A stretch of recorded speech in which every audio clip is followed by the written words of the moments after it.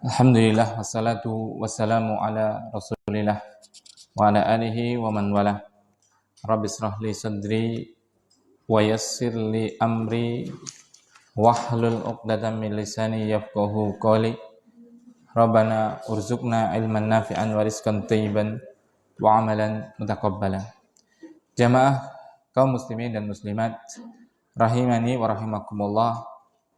Alhamdulillah kita panjatkan puji dan syukur kehadirat Allah Subhanahu wa taala atas limpahan seluruh nikmatnya kepada kita yang begitu banyak, sehingga sampai dalam detik ini kita masih diberikan nafas untuk berbekal, untuk menjalani kehidupan, dan juga kita bersyukur masih diberikan taufik untuk senantiasa berada di atas agama Islam, di atas manhaj salafus saleh, dan juga diberikan taufik senantiasa untuk menuntut ilmu.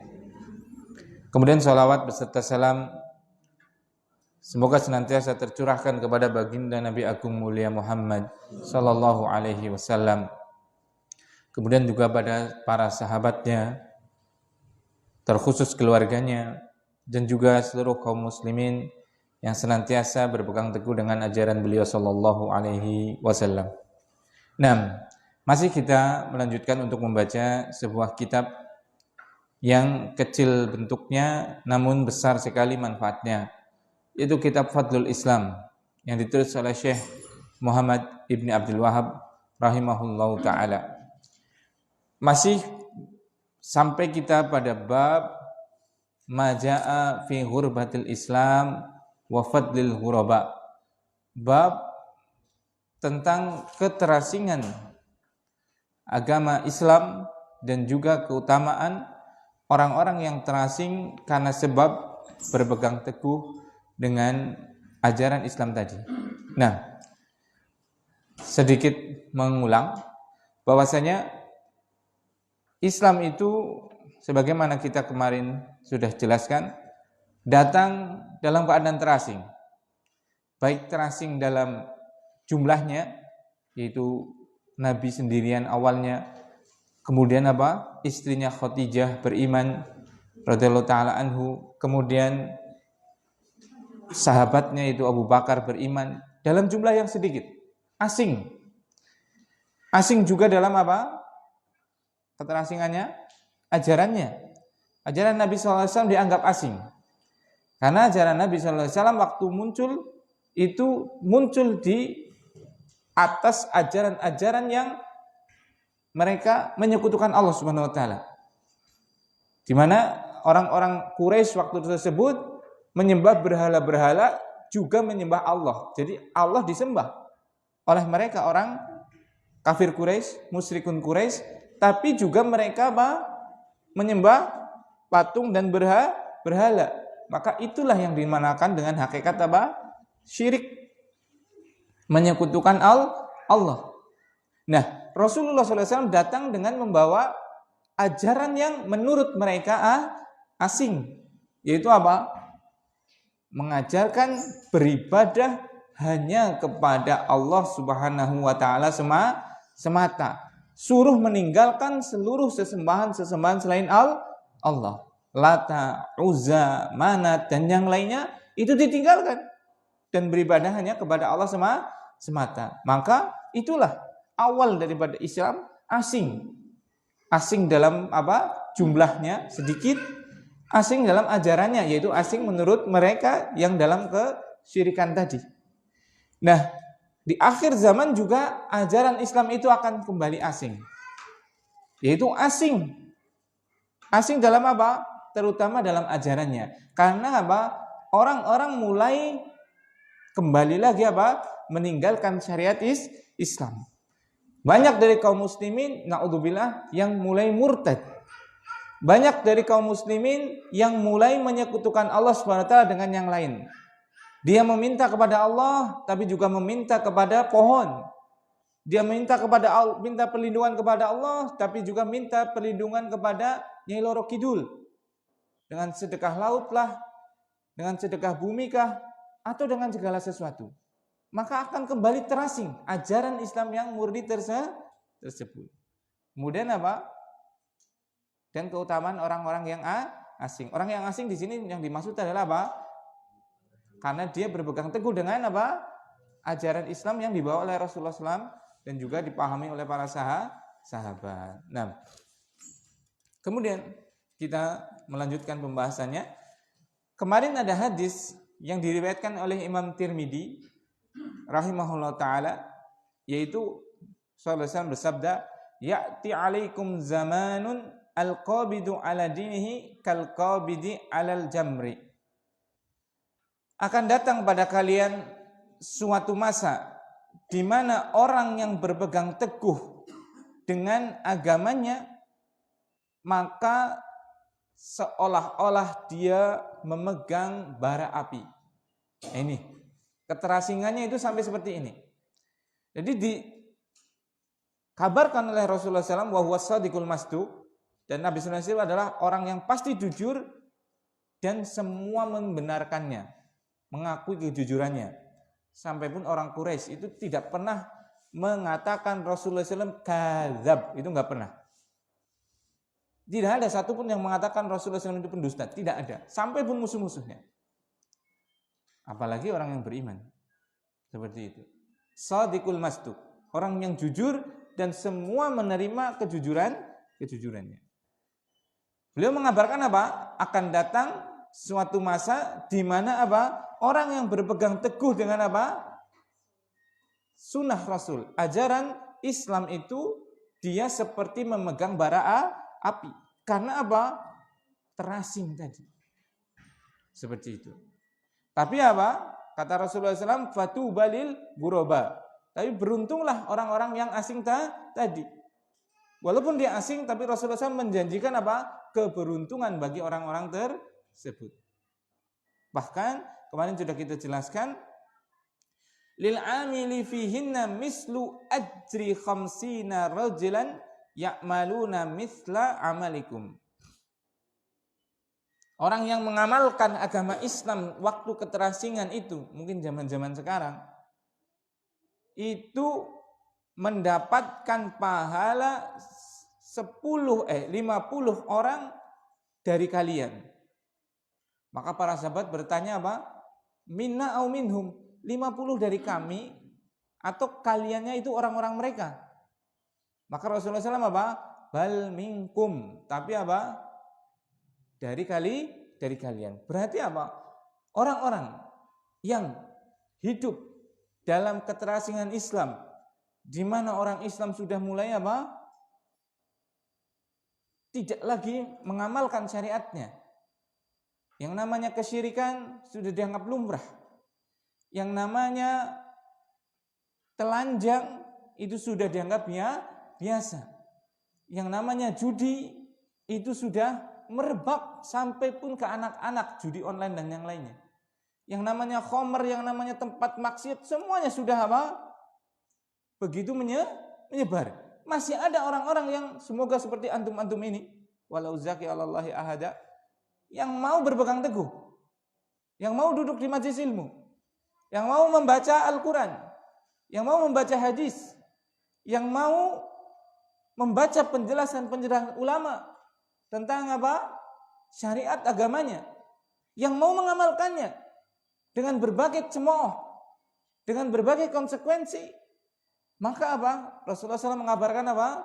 Orang yang mengamalkan itu akan mendapatkan pahala seperti 50 orang dari kalian, dan yang dimaksud di sini adalah para sahabat. Masya Allah.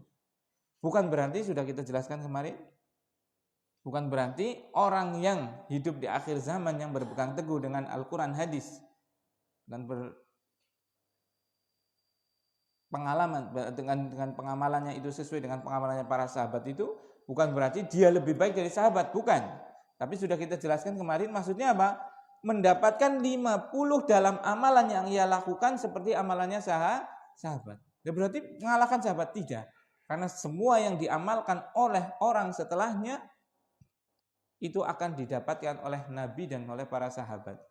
Kenapa? Karena ada hadis yang menunjukkan apa?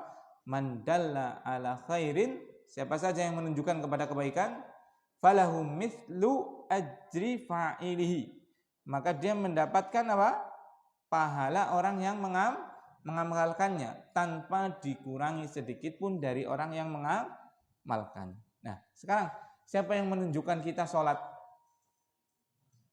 Ujung-ujungnya siapa? Sahabat dan Nabi. Ya tidak? Siapa yang mengajarkan kita tauhid? Ya ujung-ujungnya adalah apa? Sahabat dan Nabi. Siapa yang mengajarkan kita puasa? Siapa yang mengajar kita seluruh syariat Islam ini? Ya ujung-ujungnya siapa? Sahabat dan Nabi. Maka sahabat dan Nabi itu otomatis pasti sudah mendapatkan pahala kita. Maka tidak mungkin itu kan. Kita dapat 50 keutamaan sahabat, 50 amalan, 50 kali amalan sahabat. Tapi itu balik lagi ke mereka kan. Bahkan kalau misalnya Akhwawan dapat 50 kali, Agis dapat 50. Itu kan cuma 50, ini cuma 10. Lah, sahabat sudah dapat berapa? 100 dari ini. Ini berarti nggak mungkin apa? Nggak mungkin sama itu kan. Nah, barakallahu fikum. Jadi seperti itu. Jadi bukan berarti orang yang mengamalkan syariat Islam sesuai dengan yang diamalkan oleh para sahabat waktu dulu dan sekarang mengamalkannya dalam keterasingan itu lebih baik dari sahabat. Itu bukan. Maksudnya dia mendapatkan pahalanya 50 kali. Tapi kalau sahabat ya tetap saja dia tetap mendapatkan apa yang kita amalkan. Kemudian yang kedua yaitu apa? Keutamaan sahabat itu tidak bisa diraih oleh siapapun. Sebagaimana apa?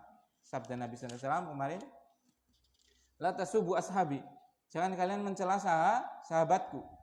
Lau kana ahadukum anfaqa mithla uhudin dhahaban ma balagha muddahu wala nasifahu. Jangan pernah kalian mencela sahabat-sahabatku radhiyallahu taala anhum ajmain. Kalau seandainya ada satu dari kalian yang berinfak sebesar gunung Uhud emas, maka tidak akan pernah menyampai pahalanya sahabat yang cuma berinfak satu emud, satu genggam atau bahkan setengahnya. Karena apa? Keyakinan mereka. Karena apa? Kejujuran mereka. Karena apa? Keikhlasan mereka tidak mungkin sama dengan kita. Nah, itu sedikit mengulang. Bismillah. Kita lanjutkan. Warawa Ibnu Waddah maknahu min hadis Ibnu Umar radhiyallahu taala anhuma anna min ba'dikum ayaman as-sabiru fiha al-mutamassiku bimisli ma antum alaihi al-yawma ajru khamsina minkum. Ini masih berkaitan dengan keutamaan orang-orang yang berpegang teguh dengan sunnah Rasul sallallahu alaihi wasallam di zaman keterasingan, di mana orang-orang sudah mulai meninggalkan syariat Islam. Ada yang meninggalkan secara total, naudzubillah, sampai murtad, atau meninggalkan sebagiannya. Misalnya masih sholat tapi nggak pakai jilbab. Kemudian apa? Masih sudah pakai jilbab, tapi apa? Jilbabnya ketat dan lain sebagainya, seperti itu. Dari Ibnu Waddah itu adalah kata Syekh Fauzan di sini, beliau mengatakan huwal imamul hafidu muhaddisul Andalus. Beliau adalah imam besar kaum muslimin, muhaddis Andalus, ahli hadis dari Andalusia. Ahli hadis dari Andalusia. Andalusia itu mana?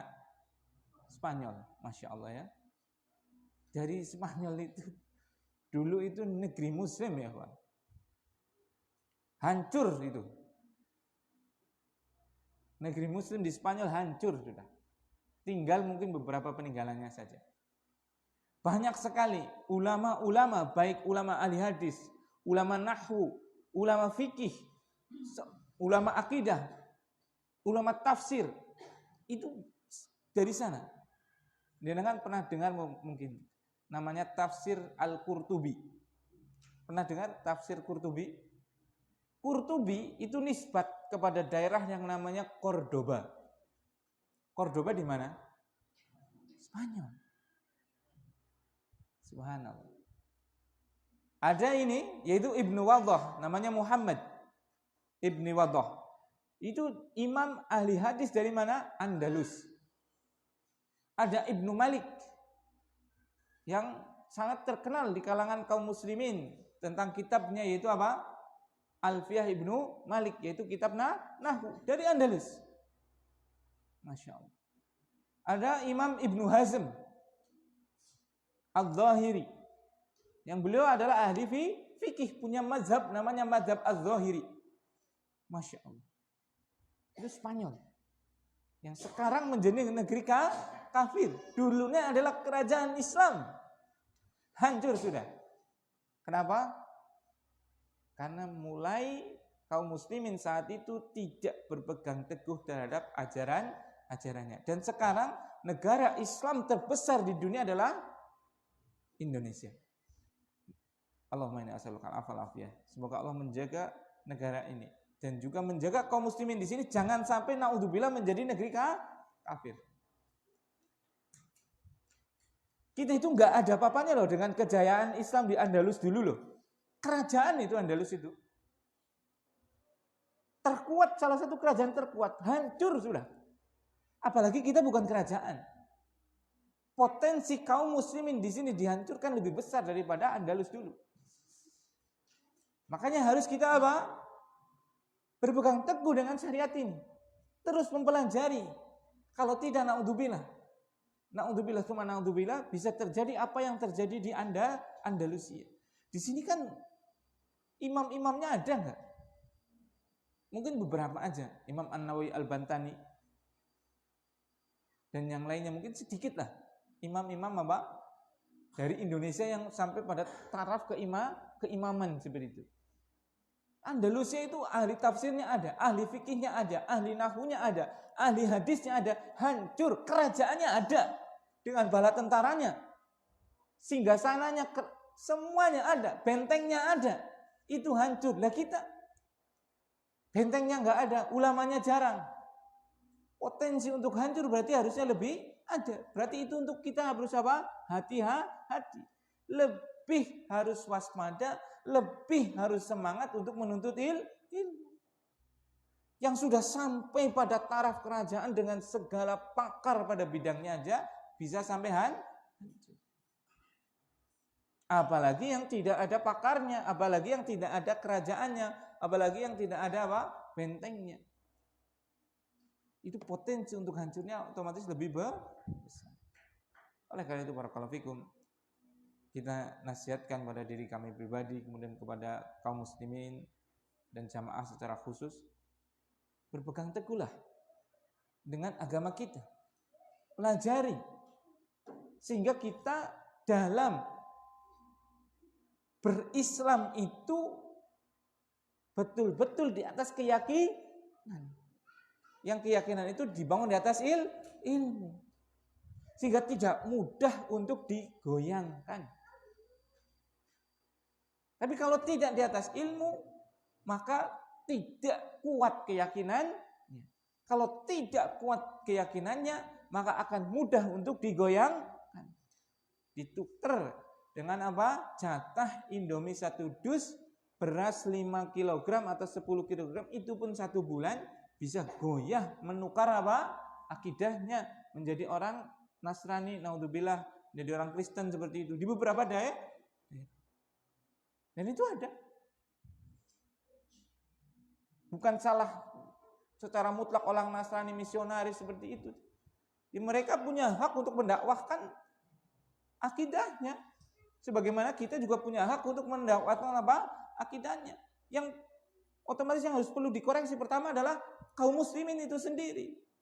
Kenapa tidak apa? Mempelajari agamanya sehingga apa? Melihat betapa agama Islam itu adalah agama yang ilmu karena dia tahu mempelajarinya. Tidak ada yang akan dirugikan satupun tatkala syariat Islam itu ditegakkan. Tidak mungkin orang kafir itu akan didolimi tatkala syariat Islam ditegakkan. Apalagi orang muslim. Tidak ada yang didolimi. Karena apa? Islam itu adalah rahmatan lil alamin. Sebagai bentuk cinta kasih Allah SWT kepada seluruh alam. Bukan kepada seluruh muslim. Bukan. Tapi al-alamin, alam adalah ma siwallah. Alam itu adalah selain Allah, berarti makhluk. Berarti Islam rahmatan lil alamin, berarti Islam itu bentuk kasih sayang Allah Subhanahu wa taala kepada seluruh makhluknya. Orang kafir makhluknya Allah atau bukan? Makhluk. Tumbuhan makhluknya Allah bukan? Makhluknya. Hewan makhluknya Allah bukan? Makhluknya. Berarti apa? Islam itu akan apa? Memberikan kasih sayang kepada tumbuhan, kepada hewan, kepada orang kafir. Mau bukti? Coba. Dalam hadis Rasulullah SAW mengatakan apa? Wa idza dabahtum fahsinud dzibhata. Kalau kalian mau menyembelih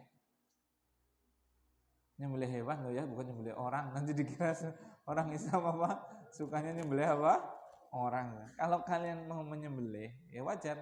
Karena Allah tundukkan hewan itu untuk apa? Kita manfaatkan. Salah satu dimanfaatkan yaitu kita ambil dagingnya, gitu kan. Kalau kalian mau menyembelih fahsinud dzibhata, maka berbuat baiklah terhadap sesembelihanmu tadi.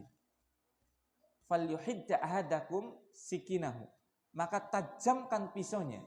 Wa arih dabihatahu, dan tenangkan apa? Hewan yang akan disembelih. Coba.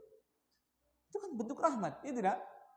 Dilarang kita membunuh dengan apa? Memukul, nggak boleh. Dilarang dengan menjatuhkan, tidak boleh. Dilarang dengan menenggelamkan, tidak boleh. Karena itu menyiksa. Kita butuh daging, ya silakan, nggak apa-apa. Tapi kalau mau motong dengan yang baik, itu. Orang kafir, bagaimana Islam itu begitu mencintai, bukan mencintai. Begitu apa? Perhatian, tetap masih memperhatikan orang kafir. Apa kata Rasulullah SAW? Man qatala, siapa saja dari orang muslim yang membunuh muahidan, orang kafir yang sedang ada perjanjian dengan orang muslim, lam yajid raihatal jannah, maka dia tidak akan mendapatkan aromanya surga. Maksudnya apa? Nih, kita Indonesia misalnya kan. Indonesia kan negara yang hidup di situ bukan cuma orang muslim.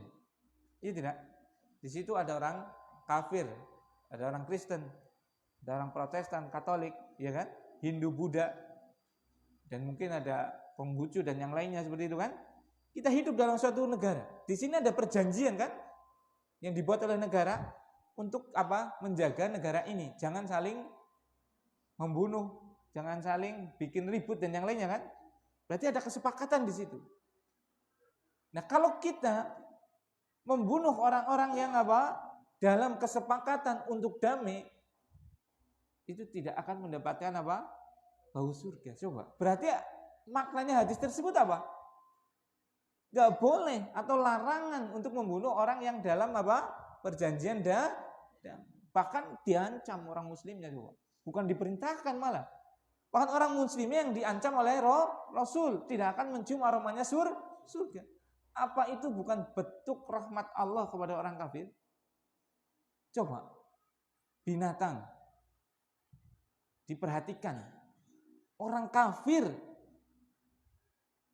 yang menyekutukan Allah Subhanahu wa taala, Allah masih memberikan perhatian kepadanya.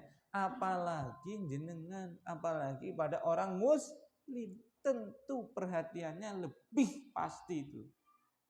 Lha dene aku koit ganu ya kere bae Ustaz. Misale dene ya koit ganu aku susah bae. Loh. Kita tidak pandai berarti melihat nikmat Allah. Nikmat Allah itu bukan cuma harta. Nikmat Allah yang paling besar kepada hambanya adalah nikmat Islam. Itu paling besar sudah. Seorang muslim fakir, miskin, sakit-sakitan, mati tapi dalam keislaman, surga. Pasti surga itu. Man kana akhiru kalamihi la ilaha illallah dakhalal jannah. Siapa saja yang akhir ucapannya adalah la ilaha illallah, pasti bagi dia surga. Itu ucapan Rasul.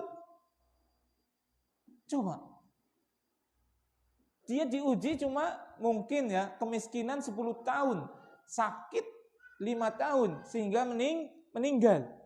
Lah, setelah meninggal dia dapat apa? Surganya Allah Subhanahu wa taala.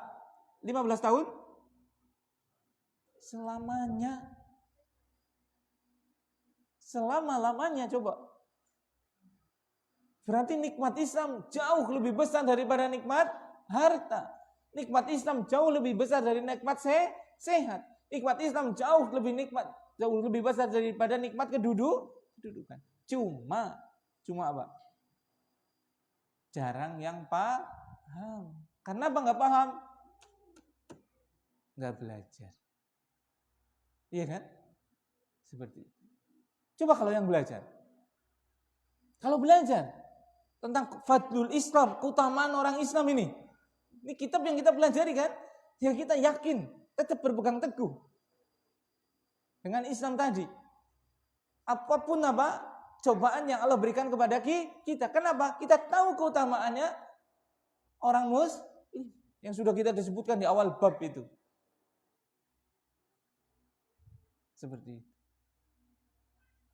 Ya, semoga Allah Subhanahu wa taala senantiasa memberikan taufik kepada kaum muslimin untuk mau belajar Islam. Sehingga dia betul-betul yakin.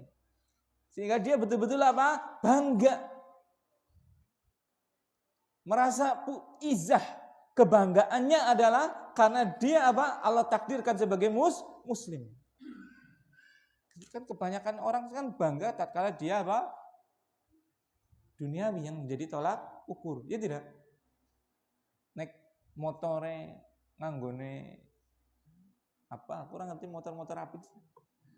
Motor apik misalnya Evosi, ngerti motor apik. Yamaha apa sih misalnya? Sing ngasih 300 juta, 500 juta misalnya apa sih? Hah? Apa? Harley lah sebetulnya, yang sudah umum ya, Harley Davidson ya. Misal betul. Mungkin bisa sampai miliaran, baru bangga seperti itu ya. Seperti itu. Ada yang kebanggaannya seperti itu. Enak ngau Harley dia nih kayak rayap begitu. Gada-gada dewek gitu. Blegedek gitu kan. Nalpoteh seperti itu kan, seperti itu. Subhanallah. Deleng liyane kayak rayap, bangga seperti itu. Begitu juga tatkala orang itu bangga memiliki kedudukan. Jadi menteri kah? Jadi gubernur kah? Seperti itu. Padahal yang dipakai uang rakyatnya itu kan. Ke sana ora gelem nganggo Lion Air itu ora gelem. Penumpak Lion itu enggak gelem. Pengennya jet pribadi. Subhanallah. Sing sekali terbang itu 750 sampai 1 miliar subhanallah. Iya mending duitnya dek sih ngono. Duit masyarakat itu. Dia bangga dengan hal tersebut. Padahal itu akan membinasakan dia. Pertanggungjawabnya harusnya bangganya kita itu menjadi Allah takdirkan kita menjadi orang muslim. Menjadi hamba Allah Subhanahu wa taala. Itu harusnya. Seperti itu. Nah, dari hadis Ibnu Umar. Jadi Ibnu Waddah ini menjelaskan makna dari hadis Ibnu Umar. Ada hadis yang berbunyi, inna min ba'dikum ayyaman. Sungguh setelah kalian, ini itu hadis sama dengan kemarin ya. Cuma beda periwayatan saja. Inna min ba'dikum ayyaman. Sungguh setelah kalian di sini siapa? Sahabat. Setelah kalian wahai para sahabatku ayyaman, ada hari-hari nanti. Berarti ini sudah terjadi atau belum? Waktu Rasulullah SAW bersabda? Belum. Kabarnya benar atau salah? Pasti benar. Karena sudah kita terangkan konsekuensi daripada kita mengucapkan wa asyhadu anna Muhammadan Rasulullah, konsekuensinya adalah tasdiquhu fima akhbara. Membenarkan seluruh yang beliau kabarkan, baik yang sudah berlalu atau yang akan datang. Berarti ini kabar yang akan datang, ya kan? Nah, bismillah. Sesungguhnya setelah generasi kalian wahai para sahabatku, itu akan ada hari-hari as-sabiru fiha al-mutamassiku bimisli ma antum alaihi al-yauma ajru khamsina minkum. Orang-orang yang bersabar dalam hari-hari tersebut, orang-orang yang berpegang teguh dalam hari tersebut, itu akan mendapatkan pahala 50 dari kalian. Yaitu dari kalian para sahabat. Masya Allah. Sudah kita jelaskan kemarin. Itu. Makanya ini mungkin. Kenapa dikaitkan dengan pahala kalian? Yaitu para sahabat. Karena dalam Islam, selain kita berpegang teguh dengan Al-Quran dan Sunnah, dengan hadis Nabi SAW, dan seluruh orang Muslim apapun golongannya pasti akan mengatakan berpegang teguh dengan Al-Quran. Ya tidak? Berpegang teguh dengan hadis. Mau golongan apapun, golongan biru, golongan hijau, golongan hitam, golongan putih, golongan merah, pasti akan mengatakan apa? Berpegang teguh dengan Al-Quran dan hadis. Makanya di sini hadis ini ada sesuatu yang tersirat, yaitu apa? Orang yang berpegang teguh itu akan mendapatkan 50 pahala kali lipat amalan kalian. Amalan kalian. Kalian siapa? Sahabat.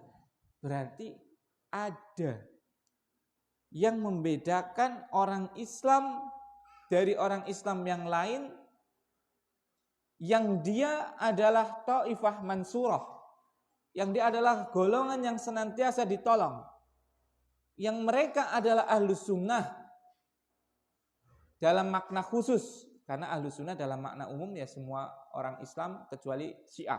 Tapi Ahlus Sunnah dalam makna khusus adalah orang yang berpegang teguh dengan Al-Quran dan berpegang teguh dengan hadis Nabi SAW dengan cara pengamalannya para sahabat itu. Nah, kalau pengamalan para sahabat itu nanti semua akan memahami. Tatkala mereka berzikir, banyak metode zikir, ya tidak? Misalnya ada orang zikir setelah kematian, berzikir bersama-sama di rumahnya sahibul mayyit, di rumahnya orang yang sudah meninggal, dengan zikir ini, dengan zikir itu, seperti itu kan? Punya dalil nggak? Punya. Dalam Al-Quran ada. Allah SWT berfirman, wazkurullaha zikran katsira. Wazkuru, berzikirlah kalian kepada Allah. Zikran katsira, dengan zikir yang banyak. Nah, apa salahnya saya berzikir dengan mengucapkan tahlil, takbir, tahmid, tasbih dan yang lainnya? Bukankah Allah Subhanahu wa taala memerintahkan dalam firman-Nya wazkurullaha zikran katsira? Berzikirlah, ingatlah kamu Allah Subhanahu wa taala dengan zikir yang banyak. Bukankah ini termasuk zikir yang banyak? Bukankah ucapan-ucapan ini adalah kalimat thayyibah, kalimat yang baik? Iya atau tidak? Wazkuru itu fi'il amr, kata kerja perintah. Untuk menunjukkan siapa? 1, 2 atau banyak? Banyak. Berarti semakin banyak yang melakukannya, berarti itu sesuai dengan Al-Quran. Karena Al-Qurannya seperti itu. Wazkuru dalam bentuk jamak. Masalahnya itu pemahamannya siapa? Jenengan. Ya tidak? Sahabat punya pemahaman tidak? Punya. Bahkan paling benar pemahamannya sahabat daripada seluruh manusia umat muslim. Sekarang kita lihat apakah sahabat memahami ayat tersebut untuk dalil tatkala Ibunda Khadijah meninggal. Mereka melakukan seperti itu atau tidak? Tidak. Tatkala Fatimah meninggal, melakukan seperti itu tidak? Tidak. Tatkala sahabat meninggal, sebutkan satu riwayat yang mereka mengamalkan seperti itu. Ada tidak? Tidak. Ini yang membedakan Ahlus Sunnah dengan yang lain. Semua kaum muslimin secara umum memang muslim. Ahlus Sunnah secara umum. Tapi Ahlus Sunnah secara khusus adalah yang berpegang teguh dengan Al-Quran. Yang berpegang teguh dengan hadis. Tidak cukup sampai sini. Dan mengamalkan dan memahami Al-Quran hadis ini dengan pemahaman dan pengamalannya sahabat. Kalau sahabat nggak melakukannya, kita jangan terlalu sembrono. Kewanen namanya maring sahabat. Sahabat mungkin tidak melakukan hal tersebut. Sangat mungkin kan kalau memang itu ibadah. Tapi sahabat melakukannya atau tidak? Tidak. Berarti sudah, kita nggak usah melakukannya. Kan seperti itu. Nah, barakallahu fikum. Nah, ini hadis yang menunjukkan keutamaan apa? Orang-orang yang asing, yang bersabar, yang tetap berpegang teguh di hari-hari di mana apa? Syariat Islam itu mulai ditinggalkan. Yang dia sabar, ada syariat yang perintah untuk menutup aurat. Bahkan sebagian ulama mengatakan cadar itu wajib, sebagian mengatakan sunnah. Minimalnya adalah sunnah, minimalnya syariat. Tapi sekarang orang-orang yang mengamalkan, wanita-wanita yang mengamalkan sunnah tersebut dianggap sebagai orang yang aneh. Dikandani, diceritakan, menjadi bahan gosip. Bahkan mungkin mendapatkan perlakuan yang tidak enak. Seperti itu. Orang-orang yang berpegang teguh dengan misalnya sunnah Rasulullah SAW, jenggot. Rasulullah SAW bersabda apa? Biarkan jenggotmu lebat dan potong kumis kalian. Maka apa? Kadang kita dicerita-ceritani. Bahkan secara masif mungkin bisa apa? Dituduh dengan apa? Aliran-aliran yang radikal. Padahal ini adalah apa? Sunnah Rasulullah SAW. Bahkan sunnahnya Yesus. Iya kan? Kenapa Nabi itu ya jenggotan? Antum lihat itu di Haji Barang itu di tikungan ada patung Yesus ya. Jenggotan atau tidak itu? Jenggotan itu. Yesus saja jenggotan loh.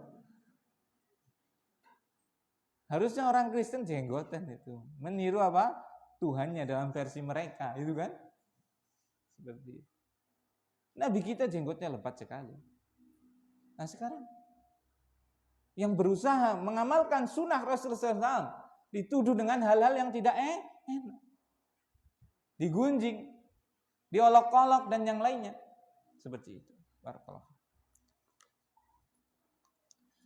Kaum muslimin yang berusaha mengamalkan ajaran Islam sesuai dengan yang dibawa oleh Rasulullah SAW dan para sahabat, tidak menambah-nambahi, tidak melakukan bid'ah-bid'ah yang tidak ada dasarnya, dianggap sebagai orang yang tidak bermasyarakat. Orang umum. Wong ana kayak gitu undang ora tuteka, seperti itu. Bukan itu masalahnya. Karena kita apa? Tidak mau bermaksiat kepada Rasulullah SAW. Rasulullah SAW tidak mengajarkannya, ya saya tidak mengamalkannya. Adapun pada hal yang bukan apa? Peribadatan, misalnya kumpulan RT, kerja bakti atau yang lain-lainnya yang bersifat sosial, maka kita akan apa? Berusaha untuk mengikutinya, iuran dan yang lainnya. Kalau masalah peribadatan, kita cukupkan dengan perkataan Ibnu Qudamah. Kif haitsu waqafal qaum. Kalian berhenti, jangan melakukan suatu amalan yang para kaum tadi, maksudnya kaum di sini adalah sahabat. Yang para sahabat tadi tidak melakukannya. Fa innahum waqafu ala ilmin. Karena sesungguhnya mereka para sahabat itu tidak melakukan amalan itu bukan karena bodoh, tapi di atas ilmu. Maksudnya apa? Itu memang tidak ada petunjuknya dari Rasul Shallallahu Alaihi Wasallam. Bukan males, tapi memang apa? Khawatir itu masuk dalam sabda Nabi Sallallahu Alaihi Wasallam, man amila amalan laisa alaihi amruna fahuwa raddun. Siapa saja yang melakukan amalan tapi tidak ada contohnya dari Rasulullah SAW, maka itu tertolak. Wa inna kulla muhdatsatin bid'ah. Setiap perkara yang dilakukan tanpa ada contohnya dari Rasulullah SAW, maka masuk dalam kategori apa? Bid'ah. Dan terancam untuk mendapatkan apa? Siksa di neraka. Asing.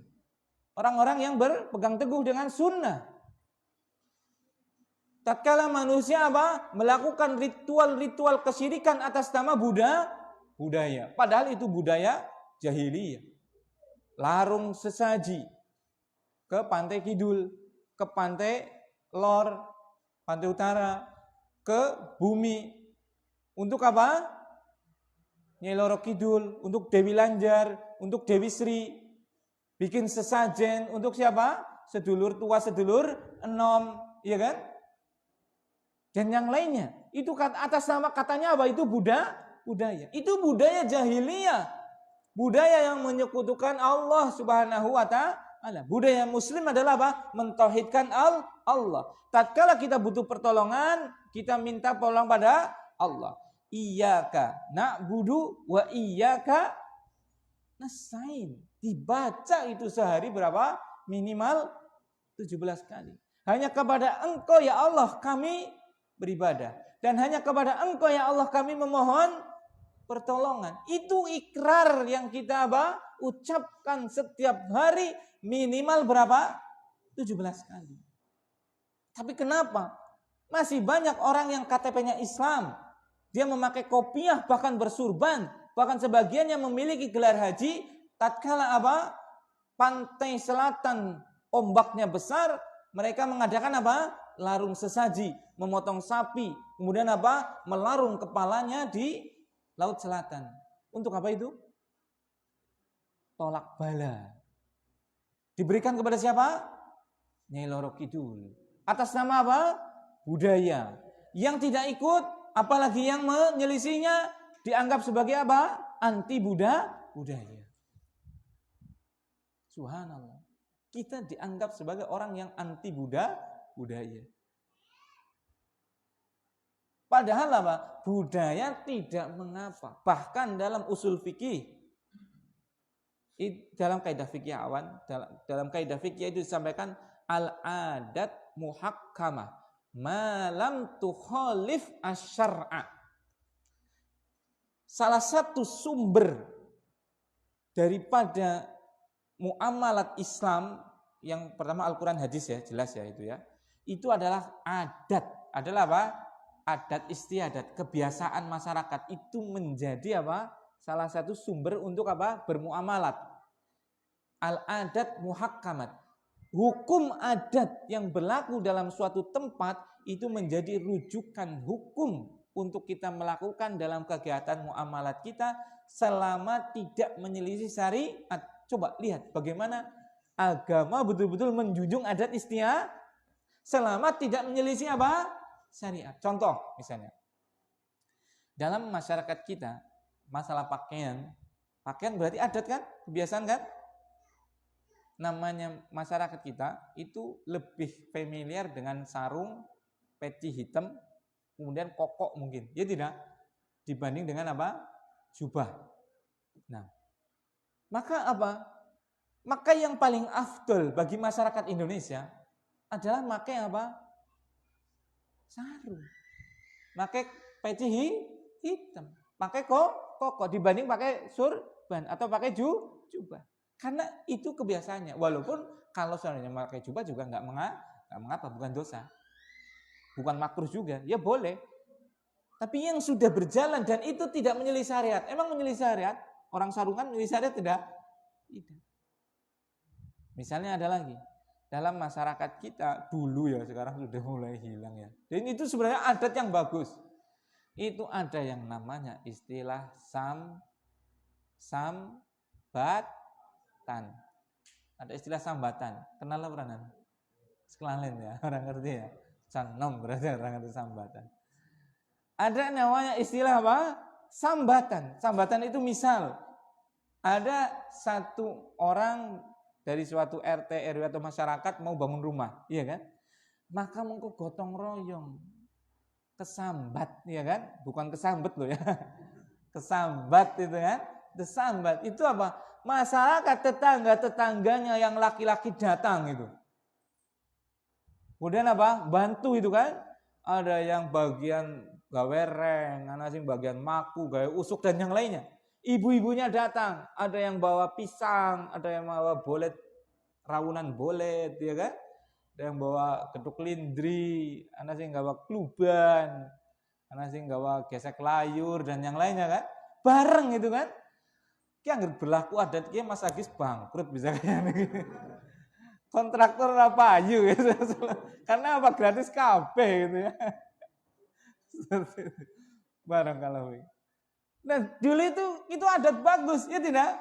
Tatkala ada satu orang yang mau bikin apa? Rumah, maka apa? Mungkin sehari 2 hari rampung boleh ngadegna, ya tidak? Subhanallah. Sekarang harusnya yang seperti itu dihidupkan. Sing apik tidak menyelisih syariat mulai ditinggalkan, malah yang menyelisih syariat bahkan itu dalam agama digawe-gawe. Karena aneh. Iya kan? Itu adat. Adat dalam syariat itu dijunjung tinggi, bahkan dijadikan sebagai apa? Rujukan sandaran hukum selama tidak menyelisih syariat. Seperti itu.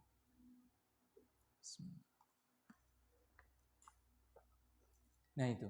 Jadi orang yang sabar, berpegang teguh dengan Al-Quran, hadis, dengan pemahaman salafus soleh, itu dalam waktu-waktu sekarang itu memang butuh kesabaran. Dianggap orang umum, dianggap menyelisih budaya, dianggap ini dan itulah seperti itu. Nah, tapi apa? Sabar. Karena apa? Rasulullah SAW mengabarkan apa? Bimis lima antum alaihil yauma ajru khamsina minkum, akan mendapatkan 50 kali pahala yang diamalkan oleh para sahabat. Summa qala, kemudian beliau berkata, yaitu Ibnu Waddah, anba'ana Muhammad ibnu Sa'id, telah menghabarkan kepadaku Muhammad ibnu Sa'id. Anba'ana Asad, telah menghabarkan kepadaku Asad. Qal, dia berkata, anba'ana Sufyan ibnu Uyainah, telah menghabarkan kepadaku Sufyan ibnu Uyainah. An Aslam al-Basri, dari Aslam al-Basri. Al-Basri afan, bukan Basri. An Aslam al-Basri, dari Aslam al-Basri. An Sa'id ibni Abil Hasan, dari Sa'id ibni Abil Hasan. Qal, dia berkata, qultu li Sufyan, aku bertanya kepada Sufyan, anin Nabi sallallahu alaihi wasallam. Sufyan memursalkannya kepada Nabi sallallahu alaihi wasallam. Ini hadis mursal. Qal, na'am, dia mengatakan iya. Qal, kemudian beliau mengatakan, mengutip hadis Nabi sallallahu alaihi wasallam, innakumul yauma ala bayyinatin mir rabbikum ta'muruna bil ma'rufi wa tanhauna 'anil munkar wa tujahiduna fi sabilillah wa lam yadhar fikumus sakratan. Sungguh kalian bagi para sahabatku hari ini itu betul-betul di atas bayyinah, di atas petunjuk yang hak, di atas petunjuk yang benar. Ini pujian bagi para sahabat. Nah, jadi sahabat itu tidak mungkin salah. Dalam artian tanda kutip, kesepakatannya. Kesepakatan sahabat. Kalau individunya ya namanya manusia pasti salah. Tapi kalau sahabat sudah bersepakat pada suatu urusan, berarti tidak mungkin akan salah. Sungguh kalian betul-betul di atas petunjuk. Min rabbikum, dari Tuhan kalian. Ta'muruna bil ma'ruf wa tanhauna 'anil munkar. Kalian betul-betul amar ma'ruf nahi munkar. Dan kalian betul-betul berjihad di jalan Allah. Nah, walam yadhar fikum sakratan, dan belum nampak pada kalian 2 kemabukan. Di zaman sahabat itu belum nampak 2 mabuk. Berarti mafhum mukhalafahnya, pemahaman kebalikannya akan ada apa? Akan ada 2 mabuk, ya kan? Kan gini hadisnya nih. Walam yadhar fikum sakratan, belum nampak pada kalian itu 2 mabuk. Berarti pemahaman kebalikannya apa? Setelah kalian akan ada orang-orang yang mabuk. Akan ada 2 kemabukan. Akan ada 2 kemabukan ini setelah sahabat. Kalau sahabat tidak mabuk dengan 2 hal ini.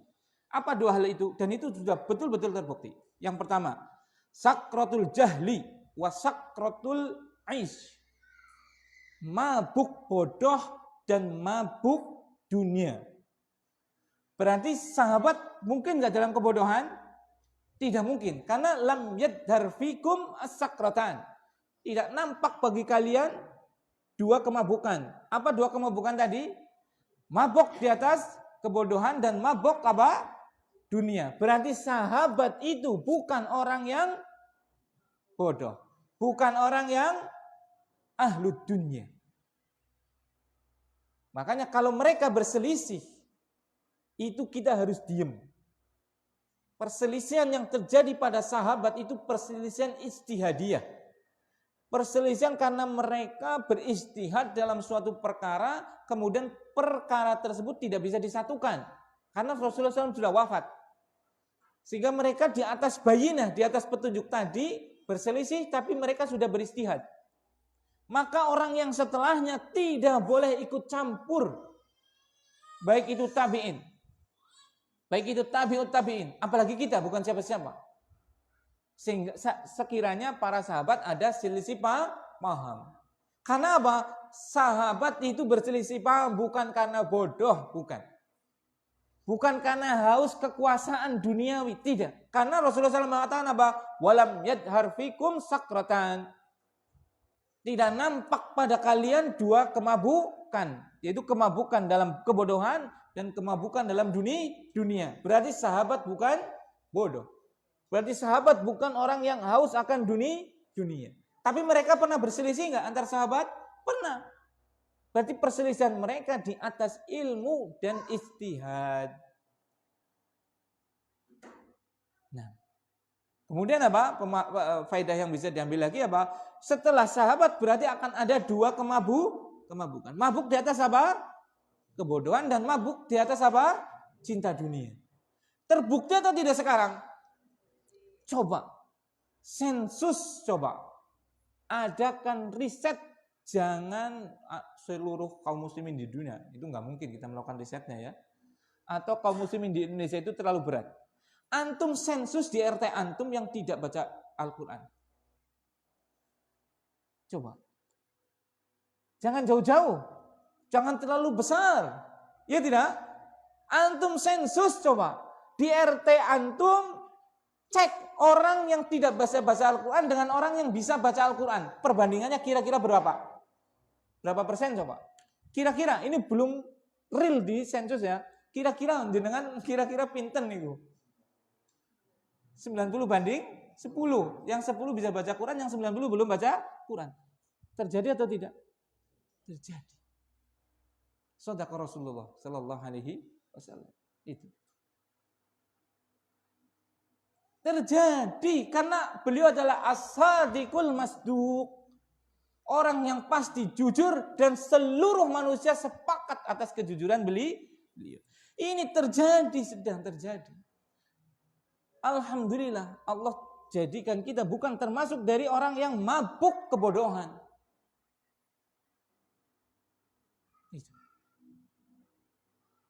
Mabuk kebodohan yang pertama. Yang kedua mabuk apa? Dunia. Coba. Realisasi sekali kan? Disensus lagi coba. Nanti tadi tukang sensus itu ya. Sing ora de motor, cek. Umai sing ora de motor. Ada atau tidak kira-kira? Satu RT sing ora de motor semua. Mungkin ada 1% mungkin dia kan? Subhanallah. Agama dilalaikan, kejahilan begitu luar biasa, tapi mereka dengan dunia tamak setamak-tamaknya. Tamak setamak-tamaknya. Gajinya DPR, MPR itu subhanallah. Itu kalau dikumpulkan itu sebulannya itu mereka mendapatkan mungkin sekitar setengah mungkin. M.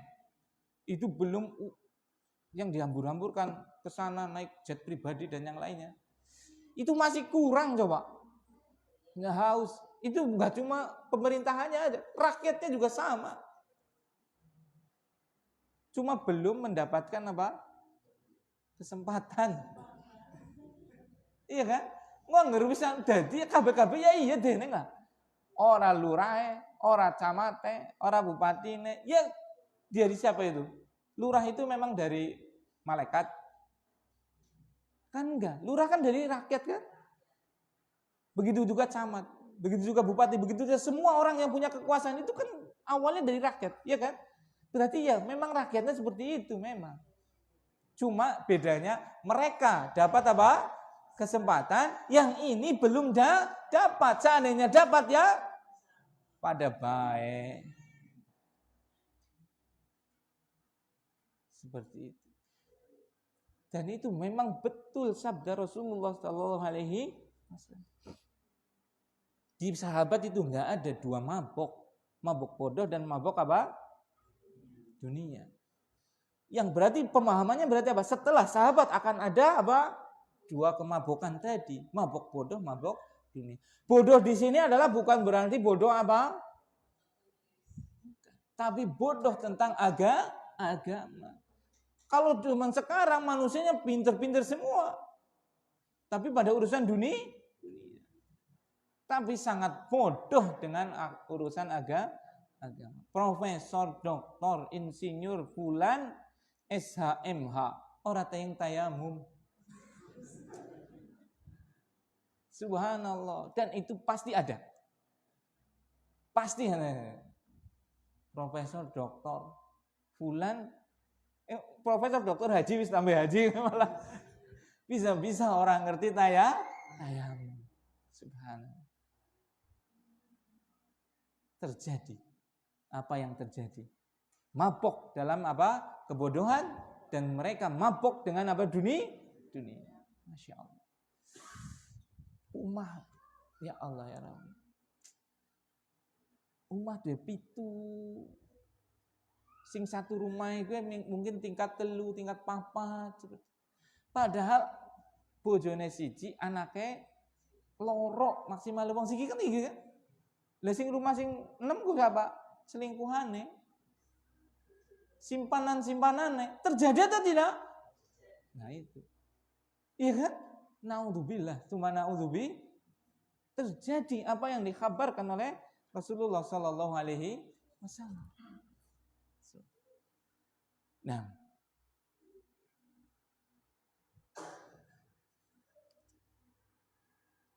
fal mutamassiku yauma idin bil kitabi was sunnati lahu ajru khamsin qila minhum qala bal minkum. Dan orang yang berpegang teguh pada hari tersebut dengan Al-Qur'an, dengan sunnah, maka dia mendapatkan 50 kali. Apakah dari mereka atau dari kami? Qal bal minkum, bahkan dari kalian. Gitu.